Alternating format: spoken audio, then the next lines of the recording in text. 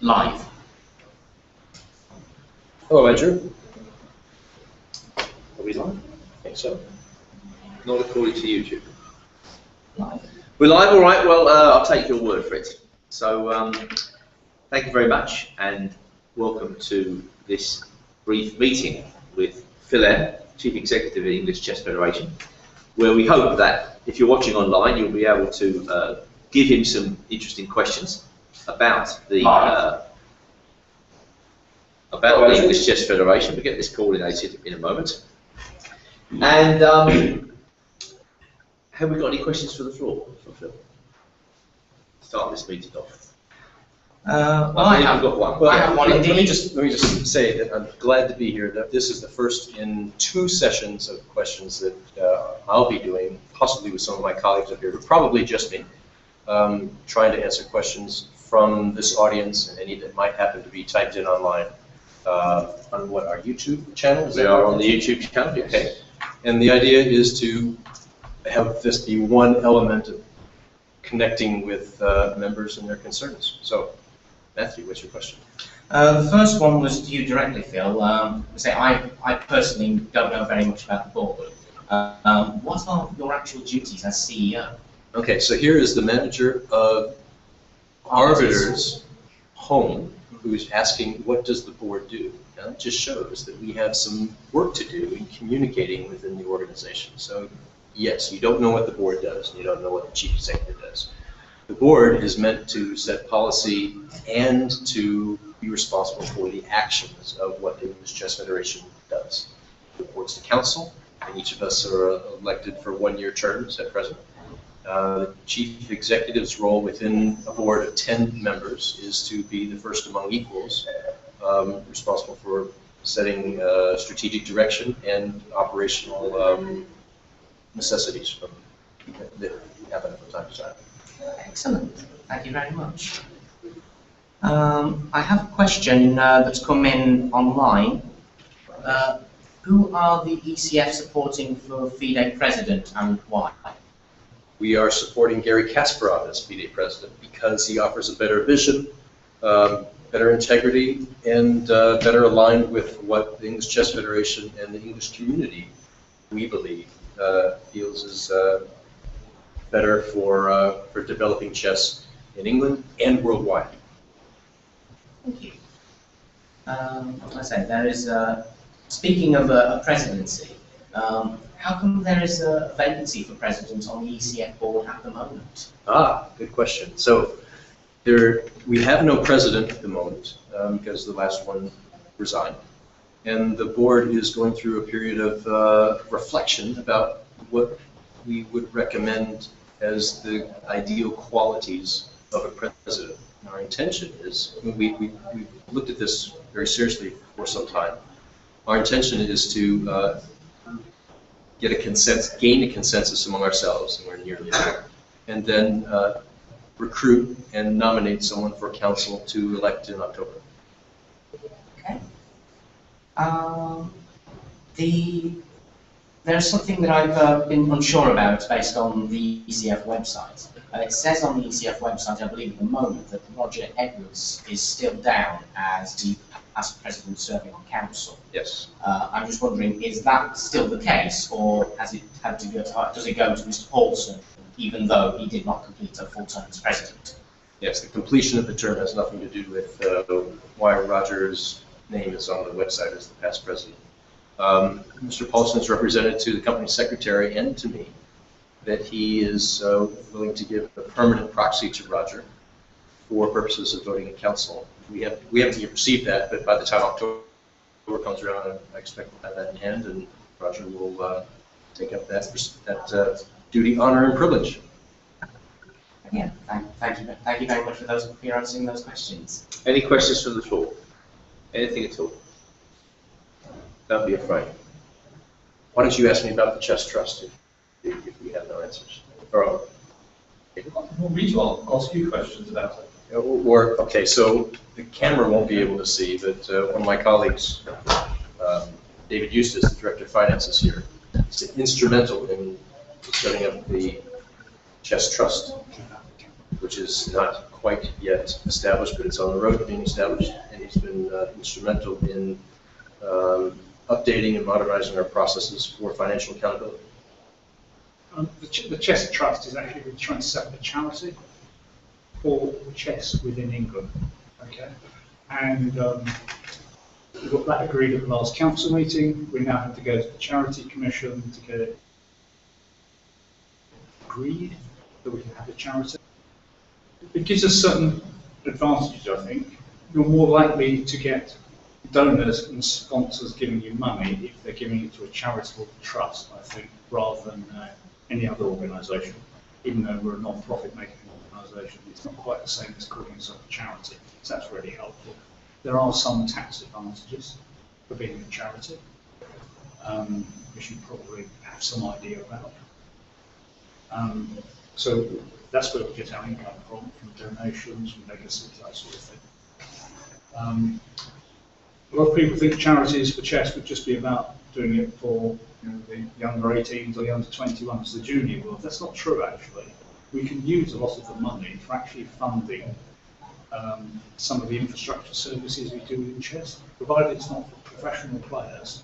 I think we can spend a lot of the money on other activities, like supporting this Congress, for example. So we're in the process of doing that. We'll be to put money into the charity so that we can then use that for those activities. Hopefully it'll be set up in September sometime, when the Charity Commission gets around to saying yes. We then have a campaign to try and persuade people to give us money. Are you willing to take a controversial question? Of course so. Well, English chess in general, I've noticed, has a lot of critics, whether well-founded or not. It seems to be something that runs through our culture. Even if we're doing things well, we still get hammered. Now, one of the main sources of criticism is the English Chess Forum and general chess forums.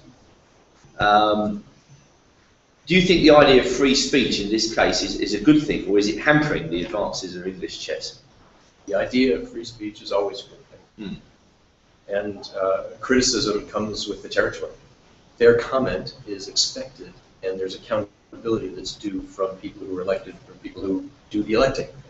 So, none of us that come into an elected role are immune, or we should always expect to receive and be expected to respond to fair comment.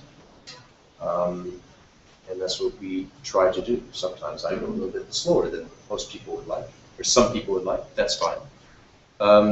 The English Chess Federation has established recently its own forum as one of the tools that does a different job than what the English Chess Forum does. It's meant to do a different job, and both are healthy. The new forum is in its youth, isn't it? Yes. It's building up reasonably well, wouldn't you say? The quantity of users is not the measure that we're going by. Its very existence and the quality of its moderation is and meaningful dialogue, which we need to grow. We need to engage more. Yes, we need to engage more, but we don't need to make it the only point of engagement, nor establish a pace of engagement that reduces the quality of exchange. You see, one of the things I'm interested in, as you know, I'm interested in young people and the way and chess, is that we do have problems finding sponsors. Yeah.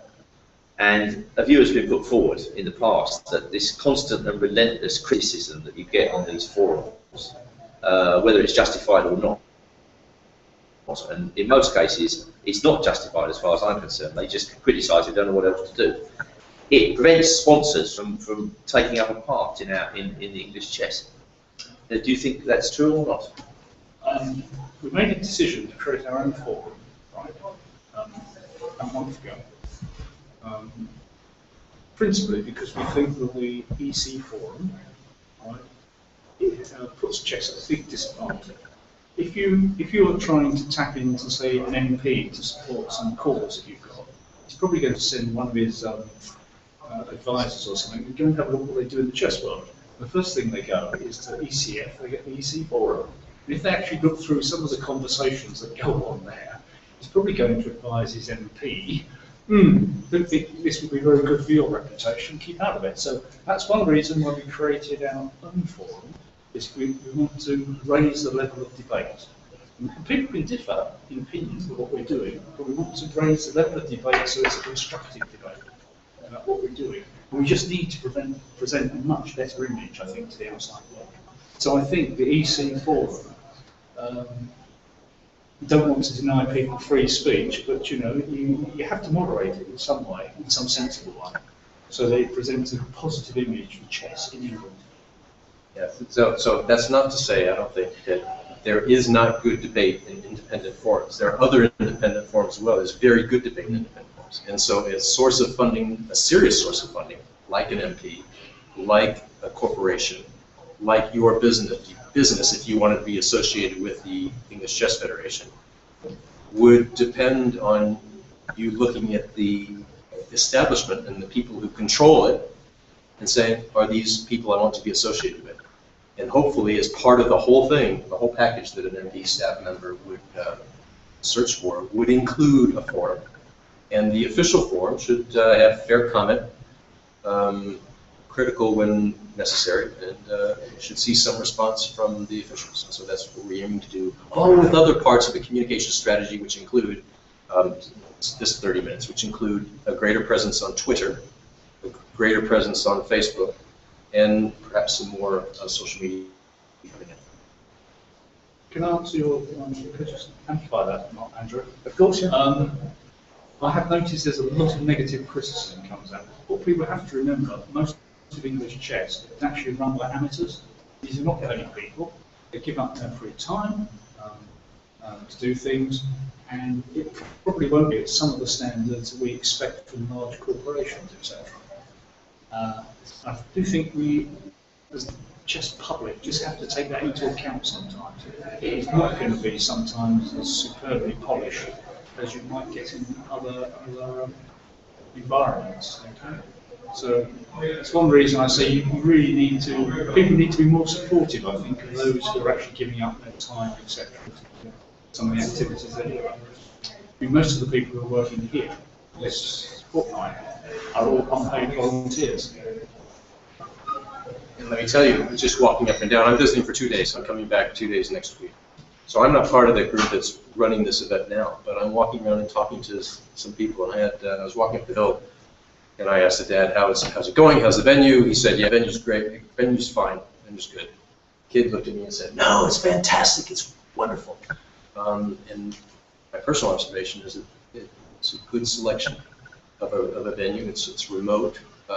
Numbers are down a little bit from a Torquay, but a Torquay is a well-traveled magnet for holiday goers. And this is off-beaten magnet for holiday goers, and it's a lovely atmosphere. Out in town, you see the shops welcoming people. You see smiles on chess players all over this small town, and it's my impression that the Aberdeen's council and their mayor appreciates us, and we appreciate that. I didn't just come in. I didn't hear the start of your question and your response. I'm a little bit surprised because I found that the ECF in actually finding people work, many volunteers and the results of my ability. I found that the whole thing is professionally run. It's absolutely fine. Yes, maybe I have a slight criticism because of the limited number of people in there. Maybe just occasionally there is one viewpoint, and I get the impression you follow the viewpoint, and then perhaps the other viewpoints are not considered. But that's the only reason. But once actually just how it's run, I find that absolutely no problem at all. Yes, I think what I was referring to was the EC forum. Have you? The EC forum's not actually ECF, is it? No, it's not precisely. But until very recently, if you Google ECF, you very often get the EC forum right at the top, ahead of the federation. Yes. And if you went through and read some of the quite a lot of it, sort of useful information and discussion going on, but you see some of it, it goes down into quite acrimonious attacks on other people, and that's not very helpful. If you go on that forms, there are votes. ECF is not so bad as some other forms. Yeah, I appreciate that, but we're trying to raise the standard, aren't we? Yes, and in back to the MP example, but corporates play in here as well. People in the world understand, as you do, forums exist in every walk of life. And so forums exist in chess. That's all fine, and that's all great, and that's all good. But the corporate forum, or the federation's forum, just is different. It serves a different purpose, and that's what we've established. I have to be honest, sorry,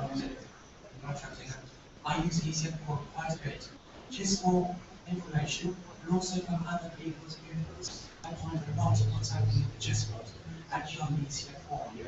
Thank you. I do read some of the comments. I think comments, it's gone off the point, or they're just banging on the same thing and it's what we discuss it. And then I just stop reading.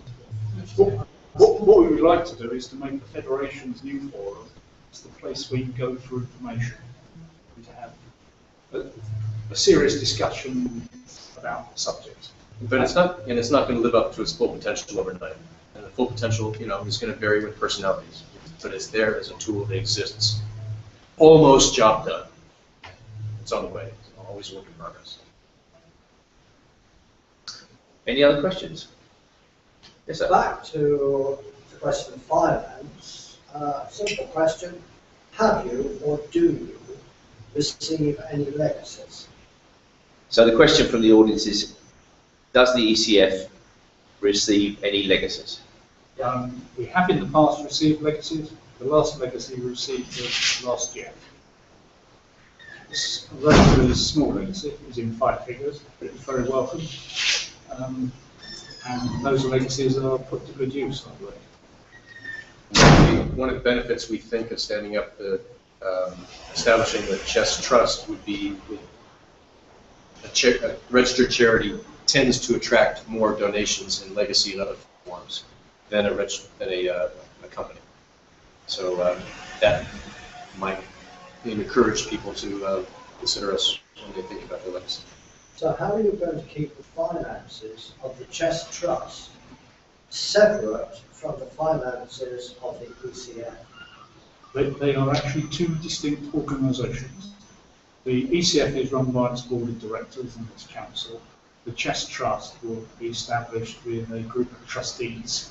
That is a separate legal entity. And it is the trustees who manage the finances of the chess trust. So when I said the word us, I was speaking as a community. They're different entities. Yeah. And the chess trust will have some clear objectives which will need to be set down before people consider donating to it. Absolutely. They're all written in the applications of the Charity Commission. Which was approved at council In April. So if anyone wishes to write into their wills, to leave money to the ECF or the chess trust, you're very welcome to receive. I take it that was on your mind, sir. He's a long way from that, by the way. I mean, and talking about the ECF finances, we do have the John Robinson Trust, which John Robinson kindly lent a large sum of money, bequeathed a large sum of money to us. We do have the Permanent Invested Fund, which is actually part of the ECF's finances, financial funds. We've got a reasonable amount of capital behind us, but at the moment, all the income we derive from those trusts is actually spent. Either in the case of the Permanent Invested Fund, it supports this championship. We don't quite break even here. John Robinson supports the championship here for coaching for juniors, and it also supports juniors and other events. Very often it's through the junior director who applies to the John Robinson Trust for various funds to support particular players or particular events for juniors. The John Robinson Trust can only be used for people under 21.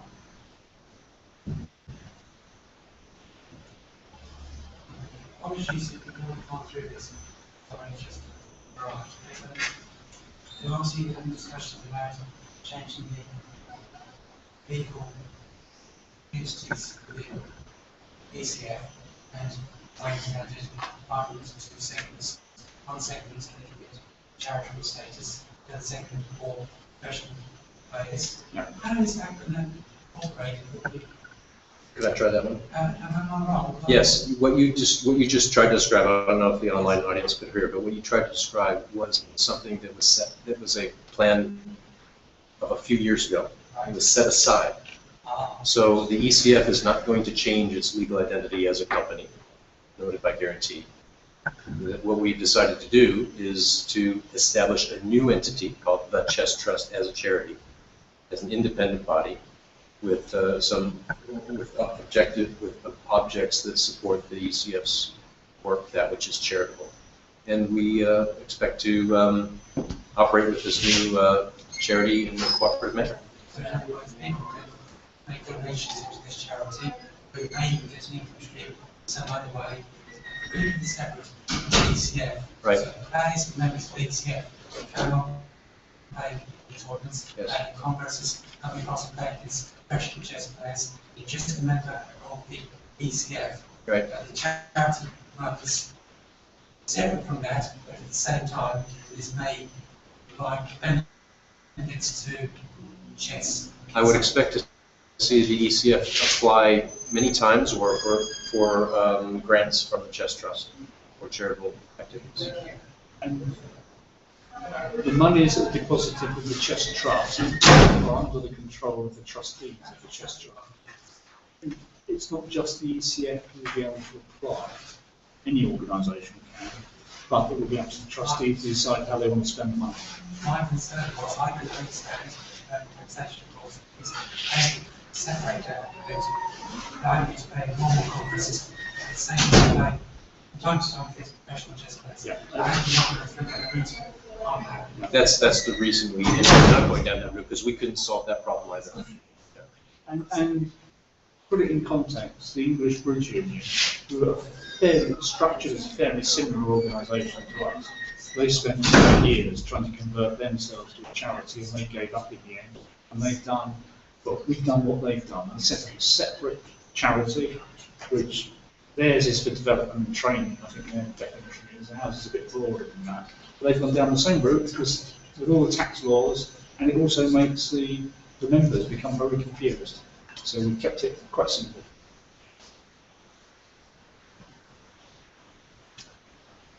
Last question. Any further questions? We have Jonathan Hawkins, 6 of 6, right? 6 out of 6, going like a train, point and a half ahead of the field. Yeah, yeah. If he wins this round, I do ask, how often is the ECF website updated? It's updated every day. However, you'll probably... Not notice any difference. I'm sorry? I don't notice any difference. Yeah, well, there's probably some old information on there. So it is updated with new material. There's a permanent webmaster that we have hired on staff weekdays. Do you find the ECF website difficult to navigate, or is it easy? Quite straightforward. It's just it's always the same. Though. Obviously, there's the calendar, which is always needed. But reports and tournaments tend to be lacking. Okay. Reports of tournaments require somebody to write reports, Well, yeah. and we generally host almost anything we get from English chess. Could we avoid the door slamming, please? So, and you should probably also know that we want to, or we're in the process of updating our website. Yeah, wedge it open, please. We've been getting a few comments online. Have you been picking up, Andrew? No, I can't get anything up. In that case, then I've got a couple of questions that have come in if you've got the chance to answer. One question from, is it possible to come? Championship. You've been following it a little bit more? Well, there are only 2 players, aren't there? Yeah. That's the issue. And none of our leading female players are playing, apart from Shot. Well, Amy is the leading in some. Yes, but I'm talking about highest rated, let's say, which is a shame. It makes it quite difficult for female players to put a case, for the advancement of women's chess in this country if they don't actually play in their own national championship. That's the only problem I have with it, but of course they have other issues, like Sabrina and Ivanka are playing their political cup, aren't they, in Denmark? Yeah, and they're training for the Olympiad team. So our women's Olympiad team is training, and they're doing what's best for them now, which is appropriate to get ready to play and carry our flag into the Olympiad. And they're going to do pretty well, probably. So we're certainly behind them. And so that we, you know, it's much broader than just what are those two eminent players doing. It's where are the females? Where are the females generally in this championship at all levels? Where are the females within the tournament circuit, generally in the leagues, etc.? Well, there are females, but not enough. So it is an issue of diversity that we need to work on. And there's no easy answer. There's some techniques that are tried in other countries. For example, in the United States, there's kind of a mixed doubles prize-giving scheme that we might try to introduce from time to time, or experiment with here. And conditions is generally meant to be money conditions. That plays a factor at the top end, but just general conditions of, are we welcoming when we see people come in of whatever gender, whatever demographic, need to be as welcoming as your favorite pub, should you be a pub, your favorite church or synagogue or mosque if you go to, if you're a worshiper. Be friendly, welcoming, and include people into life of chess. And we're going to see, then you would see more, a greater cross-section of people than we currently have. Right. Can we do the praise giving? Yes. Well, we're just gonna wrap it up, if that's all right. Okay. So thank you very much to our webmaster Matthew Park for hosting this small seminar, and thank you to all for viewing. There's going to be a short prize giving now, and then we'll move to the commentary, which will probably start in about 15 minutes' time. So thank you to Phil Eyre, of course, for coming, and to David Eustace for answering some difficult questions.